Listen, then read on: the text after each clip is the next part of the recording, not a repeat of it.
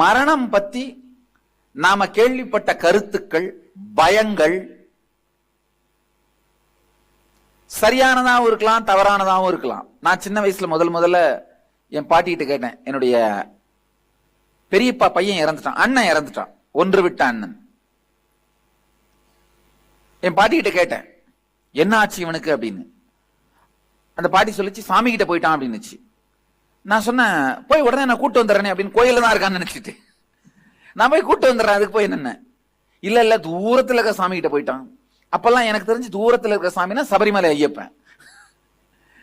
நான் சின்ன வயசுல சபரிமலைக்கு போயிருக்கேன். அது ரொம்ப தூரம் நடக்கணும்.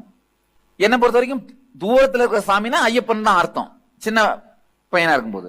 நான் நினைச்சேன் சபரிமலைக்கு தானே போயிருக்கான், அப்ப சரி ஓகே போயிட்டு அழைச்சிட்டு வந்துடலாமே அப்படின்னு.